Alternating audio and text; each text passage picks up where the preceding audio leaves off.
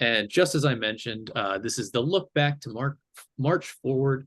And once again, I'm introducing Isaac Herzberg, General Sales Manager for Cadillac Napleton at Oaklawn, and Duran Cage, who's the founder of Cage Automotive, as well as a couple other businesses there, a couple founderships there. And I am the senior design and marketing manager for Trade Pending. So all the fun stuff that you see, like the design, like this background, that's on me. So if you got any complaints, send it to intern@tradepending.com. That's But good. as always, this webinar is being recorded. It'll be shared out tomorrow. We're going to send it an email. So look out for that tomorrow. But if you also have any questions, feel free to go ahead and ask those questions. I'll keep keeping an eye on them. I'll also be asking questions of our panelists today, and we'll keep marching forward. So these are a couple of things that we will be covering today. The first half of 2024, does the economy match the marketplace? What are we going to keep doing, do differently, stop doing maybe? And finally, is it possible to cut your way to growth? But first things first, let me go ahead and do a little bit more of an intro. So Isaac, you have been in automotive for the entirety of your career. You went straight from college right into automotive. Correct me if I'm wrong, but you were an intern for AutoNation right out of college.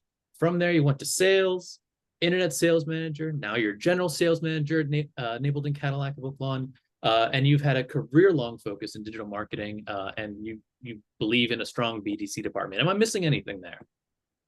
No, you hit the nail right on the head. And now it's always about relationships that you build, whether it's you have to listen and be open and really love and embrace relationships with vendors, customers, associates.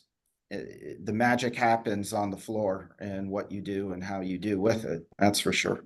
I couldn't agree more. And Duran, your background, you've been in automotive for over 15 years. You've been a salesperson. I think you were an FCA district sales manager at one point. Yeah.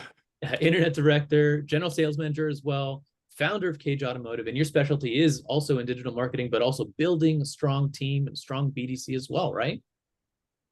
Yes, that's it. That's my that's you really what you just said laid out the whole journey. Only thing different was I sold cars before FCA, and then that's how I got recruited to join corporate. But it's been a fun journey, and I'm glad to be here. And it'll be interesting to see what, Isaac, all three of us are doing 3 to 5 years from now. That's the real question, because I know Good point. Isaac's evolving, all of us are evolving, and that's what we're here for. So super excited to be here. I thank you, Alex. Oh, well, it is absolutely our pleasure. We love having you guys on. But it's not a coincidence that you guys are here because you believe in a strong BDC. And I personally believe, and a lot of people believe, that is essential moving forward with how much of the industry has moved on to the internet. And that's nothing new. But it's about, Isaac, as you said, about creating those relationships and fostering them, because repeat business and referral business is a heck of a lot easier to get than going out for brand new business. But Yes. starting with this conversation, the thoughts on the first half of this 2024. How's it been? What are you guys seeing on the ground level there? Duran, let's go ahead and start with you, because you're a consultant. You've walked into many dealerships. What are some of the issues that people are having, and what's going on? I would say the issue and the opportunity through the first half of this year, and I feel my salespeople, and I know the leaders are going to feel this, the customers changed a little bit. There's affordability that tapped in, but the customer expectations, in my opinion, and really not just my opinion from looking at thousands of interactions across the CRM this year, customers' expectations are like up here, but then sometimes our sales reps' delivery on the experience is down here, if you can even see on the camera. But just imagine there being a gap from where the customer's trying to go, whether it be affordability, whether they're trying to get more information. And then we sometimes either have a BDC team or a sales rep team that has to we almost had to retrain ourselves still from what happened in 2022 to get really intentional with every single customer and do things like what we're going to talk about here around video and really personalizing that experience. Because the old days of when a customer is getting online and us thinking that we can ask one question and just say, hey, when can you come in? I'm sure most people are seeing it's a little bit more challenging than that now. And so that's what I've seen this first half of this year, is that The dealerships that are winning are the ones that are really having to slow down a little bit and make sure that they're really understanding that customer journey, where they came from, and knowing the backstory about what customers are looking for now. And then I'm also seeing that the stores that are winning are having more leaders getting involved with that as well, because there's so many opportunities that are coming online. But that's what I'm seeing so far in the first half of this year, is just understanding the true customer behavior and where they're at for your specific market. Because I feel for each market, it could be different, but understanding that customer market and then adjusting your process and your people and your system to that. All right, true words. Isaac, are you finding that your team needs to be a little bit more thorough in their leads and building that relationship? Absolutely. Durant hit like all the main points that we're seeing too, whether it's in the CRM, on the showroom floor, or in discussions when it comes with customers. The reality is about the engagement of the lead cadence that you have, right? Yeah. So like in the past, it was all about high volume store, or even let's say a non-volume store. Let's just make a big box decision to have a business development center. Okay. We need a BDC. We want the salespeople just to focus on the floor. What happened in time was you had people mainly not generating the business in the BDC. Okay. Or they were, because it was very easy to set an appointment that maybe the sales teams could have done, but the sales teams were too busy showing the car, understanding product with the customer, doing those things, and then doing some level of retention. Then COVID hit. So what the dealers started doing is, you know what? We need to pare back on BDC. They should have ramped up on BDC at that point, because you had appointment-based nature, appointment-based culture.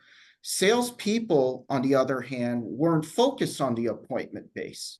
They were focused on whoever comes in the door, we're going to sell the car for $10,000 over MSRP right now. Someone wants to buy a Toyota, $3,000 over MSRP. And it's happening out there right now to this day still. That's dying big time right now. When we say about what's the look back is, we're going back to the grind. And salespeople that were accustomed to the pay plan was focused on gross, right? Which is, on one hand, we were telling people, if you come into the car business, you're going to make a lot of money. And then most people see the hours and they don't want to be here, even with the money. And we're still seeing that, right? So now you have a retirement that's happening with people on the floor retiring, BDCs that are unfounded. Try to go hire now, BDC people. You're going to want to blow your head off. So you're not finding enough people to handle leads. So the quality of lead carrying and how you're dealing with business is going down. No matter, then there's products like AI and all kinds of stuff that the OEM now is trying to tell the dealers, you know what, we want to look better on paper. So why don't you do things to make yourself look better on paper? But it forces a BDC director or a BDC manager to go back to an old way of numbers don't lie, people figure, but now you're lying about your numbers. So your response time looks great, but your lead closing looks horrible. That's not successful either. Right. So the approach of moving forward now in the future, especially as we are in a new building, like my store, we're in a new building, we're building a different culture, is a BDC culture has to be within the managers. The managers are responsible now for driving the business. So we're looking at every lead. I have now a new car manager coming, and then a pre-owned manager. And we are setting the appointments and talking and engaging with the customers to increase the lead close.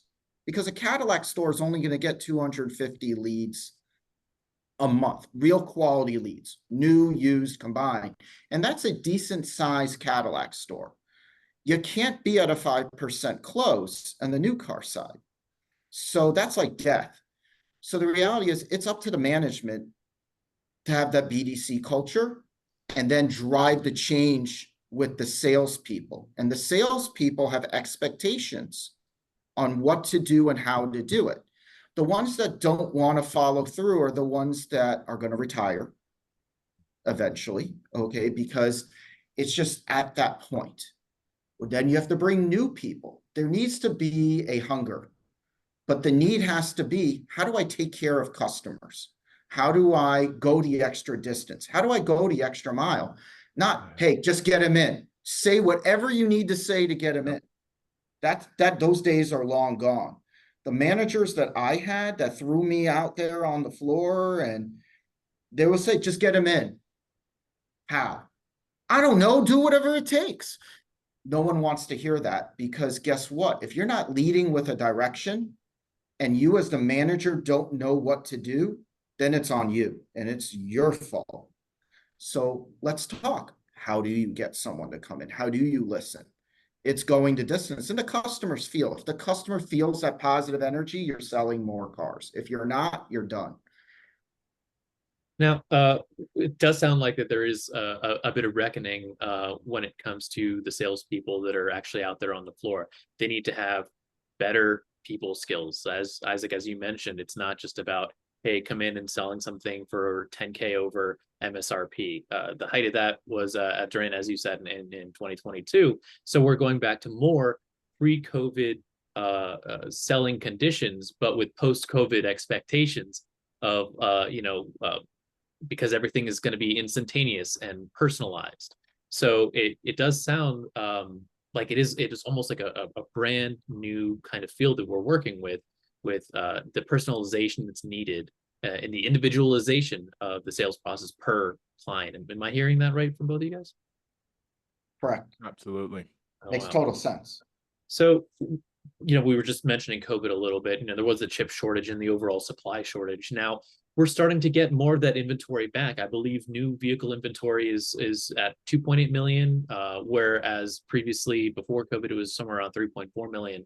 So we're starting to get that supply back. Are you guys starting to see that those prices of cars are starting to drop, and the incentives that the OEMs are putting out are getting a little bit better in order to kind of keep that sales growth going? Duran, let's start with you. Yeah, sure. So I'll say yes, but there's a lot of buts that go into it, because yes, we're seeing incentives, we're seeing inventory get better, right? But on the other side of that, I'm going to go back to, what are the customers saying that they want? What about the affordability? What about the options? And so most customers, whether they do end up buying a new or used vehicle, they still want the option of new or used. So on the new car side, yes, that's a lot better. But look at the used car side. A good friend of mine and the business partner, John Ellis, just broke this down yesterday. I was listening to him speak about what happened. And I know Isaac knows where I'm going with this, is what happened to all those used cars back when in 2020, when that happened. Remember, there was a gap there for a while. You're talking about a year, 2 years. So there's so many used cars. I think John was telling, I forget how many thousands and thousands of used or hundreds of thousands of used were off track to where we normally would be in terms of stocking and availability of those kind of vehicles had we not had that situation happen. So then now the dealerships are forced to either do an auction. That's why we're hearing much about the auction situation and how to buy the right vehicles for the right money. But then you're seeing buying centers pop up more and more, where there's these BDC buying centers or dealership buying centers, because the name of the game right now, and it always has been, but it's about acquiring the inventory at the right price. The new cars are going to come. The OEMs have no problem, I don't think, right now, providing some inventory with most dealerships. But the used car side is where we've got to be intentional. And what I'm seeing where dealers are winning there is go after your first party first. Go through your CRM, go through your database, do a video marketing campaign. But then that way you have a little bit more control of that your P&L, when you're dealing with your profit and loss when it comes to your used car department. That's an area that has to be protected, because the new car, again, it's so competitive right now. So I'm seeing, I'll see 5 Honda stores within a 50-mile radius. Do you know how competitive that is right now? And I'm sure Isaac could speak to that as well. Yes. But the new car side, it's great. The incentives are there, all is well. But now we have to really be intentional with every customer, because now the customers have more options than they normally would have before. Yeah, Uh, those are all great points. Like 1,000%, Duran. Thank you, Isaac. The issue is, it's like, I think you got to break it down into segments, really, and markets Yeah. too. Cadillac went all in on electric, okay? Yeah. But they still, the smartest thing that they ever did was they remained in the sedan segment, okay, with the CT5. The worst thing that they did is it's positive and negative. When I started at Cadillac in 2017, because I'm more into the luxury car market, okay, I've always been in my career, even though I have done mass market brands. Cadillac was really an interesting brand. In 17, they wanted to out German the Germans, okay? The reality was that strategy was failing, okay? And we were just getting a typical domestic buyer pounding the checkbook and beating up the salespeople all day on the best price, or a GM employee deal on a Cadillac SRX or an XT5. So we were leasing people at $389 a month, $400 and something a month. What you were really doing were you were taking Kia customers out of Kia and putting them into a Cadillac. Those customers are gone. Your retention just blew up.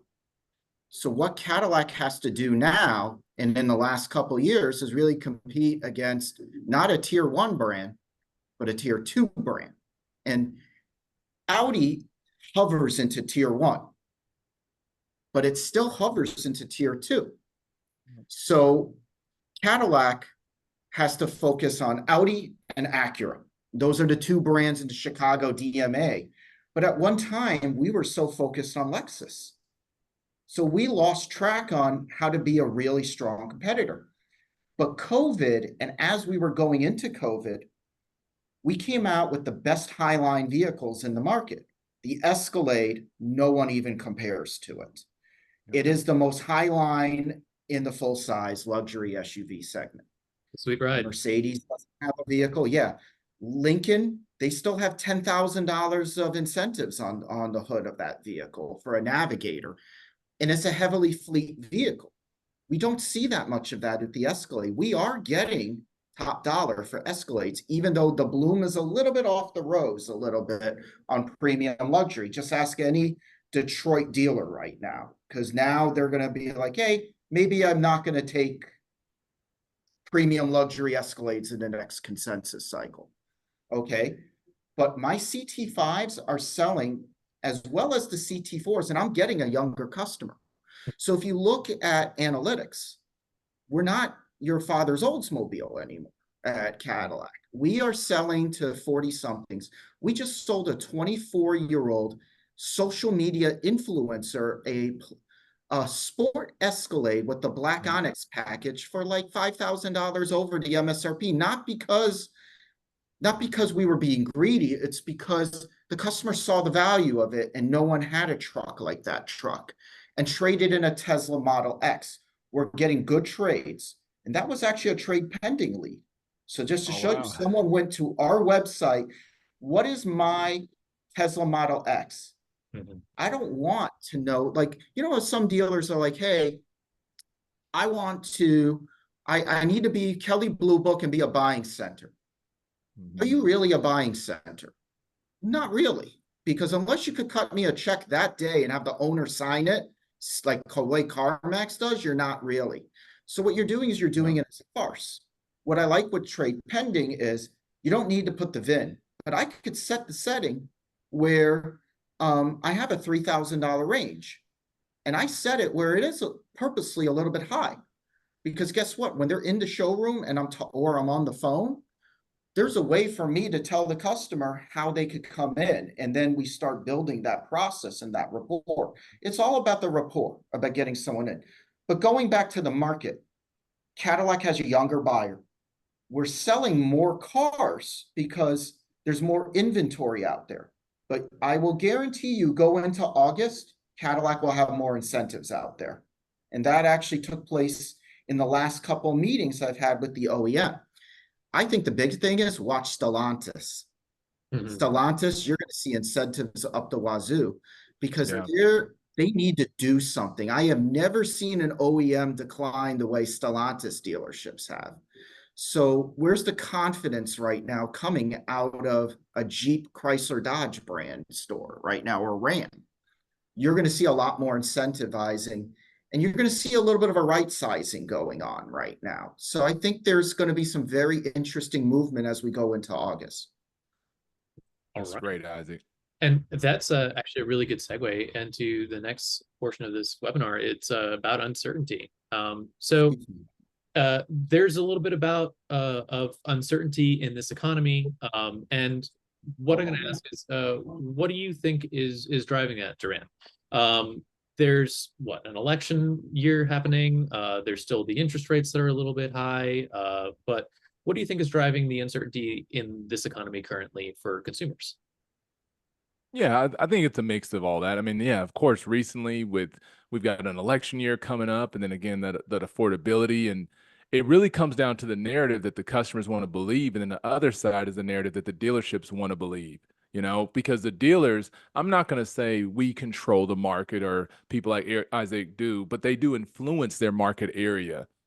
So we can either, I think it's David Long who says that we can either participate in the recession or not, if there was one. But if people are slowing down to really get to understand their actual market and their customer, or they can go nationwide, you can create whatever kind of market that you want. And you just heard Isaac talk about used cars and what you can do in getting the right trades. There's so much opportunity there. But to me, I still don't see it so much as a consumer, like they're cautious as much as we have to lean into the employees that we have and make sure they're good. Because sometimes when customers they're having all this fear and their doubt about the current market and the situation and what's going on, and we just heard about this incentives and what's going on with Stellantis, but what does that do to the psyche of your salespeople and your leadership team? That is the part that you have to keep fired up and energized and keep. We almost, as leaders, and I'm sure Isaac does this because I can hear it in his voice, we almost have to sell our dealerships again, sell the brand value of our dealerships again. So then our team buys into it, and then our customers buy into it. So yeah, is there some consumer uncertainty out there? Absolutely. Is there a lot of distractions in politics and things that's coming up? Absolutely. But dealers, this is the time. And I love when the market gets like this, because there's two types of dealers that hit this. There's some that kind of back up a little bit and we retract and we get cautious. And then there's the other dealers that get super proactive when the message and the marketing, or not the marketing, but the market gets a little soft, or the customers in your area feeling weird. This is when you get back together as leadership team and get in the think tank and say, okay, what do we need to do? What have we been doing that's not working? And what can we do that nobody else in our market area is doing? And then once you find that little piece, you go all in on it. And then all of a sudden you've created your own economy.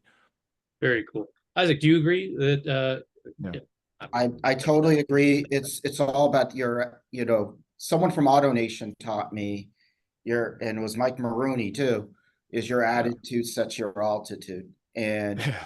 really, and it always stuck with me because we've all gotten to certain air in the car business. It's very easy when you're in a dealership to start building negativity. And even the most positive person somehow, some way starts getting into that negative mindset. Really, the positive mind frame has to be what's doing well. It's the Yeah. same thing when a customer's telling you the payment's too high, this is too high, that's too high. Tell me more about that. Why don't we go through this together? Because Duran's right. Let's think about this. The interest rates are the highest that they've ever been. Okay. But here's the opportunity. The SARS, there's still an availability of people that held off, or when they had their leased Cadillac or their leased Lexus, when they saw that their payment was going to balloon $300 a month 2 years ago, that bought their lease out. The store I'm at, I came from a very heavy leasing culture. When the Napletons sent me to Oak Lawn, it's like no other Chicago market, very metro market area. Everyone laughed when I came in, but I said, we're going to rebuild the lease portfolio. And it was funny because today I was in a meeting and they were like, you're 38% above your objective right now in retaining your customer base. Because the other leaders before were like, we don't care. You know, let them buy their lease out. Let them go to another brand. Let them do. The defection rate was extremely high. The loyalty of the customers, we keep on saying it every decade. Lexus was the innovator of this, saying, how do we retain our customers? About that That's why relationship. they built, you know, the customer for life, right? And I give Carl Sewell a lot of credit for that, you know, and the Mike Maroonies out there. They really understand, how do you really drive that? To me, I have to understand Oak Lawn. I have to live, breathe, and die this metro market near Chicago area instead of the suburbs of the suburban North Shore is totally different. So I said, but leasing does make sense because customers are like, leasing is like the devil. I've never leased a car before. But here's the thing. If I showed you a payment, and that lease payment is like $200 higher than what it was in the past, but who cares? I want the new customer. I want that customer that now sees that opportunity. We can't say, hey, I didn't put someone that had an XT5 before, and now, oh my God, we're $100 or more a month, so we're not going to retain that XT5. If you didn't build that value in the XT5 customer, you're not going to see that customer. Yep. Because let's think about it. Right. Volvo, Cadillac, and every luxury car manufacturer actually has the same problem. They spent too much money on EV, and you're only getting like 1% of that market. But GM put all the money in the basket, right? So now you're not going to really flip XT5 and XT6 people into a Lyric. You got to get the people that have already made a decision in their mind that they really want to go electric. You know, I will say, and then the I did hop into one of those Lyrics over this last weekend, and I will say that is a sweet ride. I absolutely love that car. Yes. It's driving the future. It is So amazing. do I. Yeah. It is an engineering marvel. It is fantastic. It really is. I got a chance to drive the car at over 100 miles an hour on the Indianapolis 500 track when the launch. Ooh. And for all the shortcomings, when you're first to entry, you're going to have some shortcomings. Mercedes has had it too. All of them have had it. But BMW is the one holding the volume right now. And they're doing the right things because it's like, hey, we have gas, we have electric, and then we have in the middle. Right. Cadillac has EV, but then we have an XT5 and XT6 has been around now for quite some time. So there is exhaustion in my market because how can you take someone now that has had essentially the same car now for a couple of years? So they're like, you know what, maybe I will look at another brand. And that's tough to deal with. Yeah. But Volvo has the same issues. Right. It's an opportunity, though, to capture another someone else. I hate to cut you off here. I do apologize. Sure. Just really quickly, guys, we are starting to run out of time here. I just want to quickly get you guys on. Right, these are too short. You guys are too good, too knowledgeable. Yeah, we do. We need like 3 hours or a day. Like, let's do it. Everybody go, but this is so good. We can go. But real quick, I'll start with you. I'm going to ask you, what are some quick things that you should keep doing as a dealership, do differently, and then stop doing entirely? And then Isaac after Jared. Ooh, you did that so fast.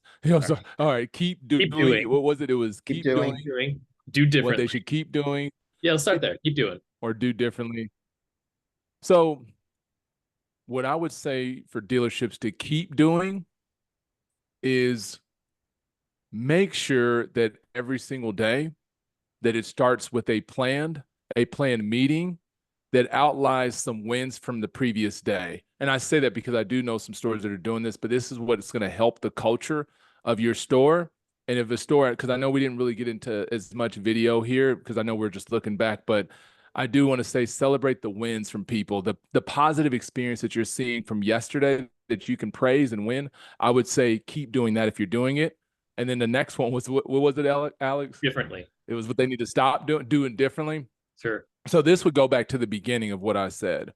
What I would say here that you should do differently is change the way that you approach your customers online If your engagement rate so your customer to engagement rate, if it's less than 70%, so 70%, if you had 100 online customers and you only had 50 people interact with you, then I want to encourage you to change the dialogue, to change your messaging and your outreach, to focus more on what the customer's trying to get out of this experience than what our dealership is trying to get out of that experience. And use tools. A lot of dealerships are not using the great tools that we have online and on our website, internal, but use those tools to create an experience that separates you from everyone else. And All what's right. the third one? Was stop doing. Oh, completely stop? Yeah. I would say remove the phrase, when can you come in? I would stop doing that. Anybody saying that at your dealership, just get rid of when can you come in. All right, Isaac, your turn. Keep doing. God, I love that. I don't know how I'm going to compete with Duran on that one because Oh, all you got those it. are You're so true. But so to keep on doing is exactly what Duran was saying is instead of just focusing on every single negative thing, is about celebrating the wins and celebrating the people around you. Everyone's going to be imperfect. Things are going to happen. You can't beat people all day. So I totally, to do differently, I would say be more aggressive, be very proactive in your business development. And I would say for us, for management to filter it down faster to the sales consultants and work with them getting things done. All right. Faster. And stop doing. Well,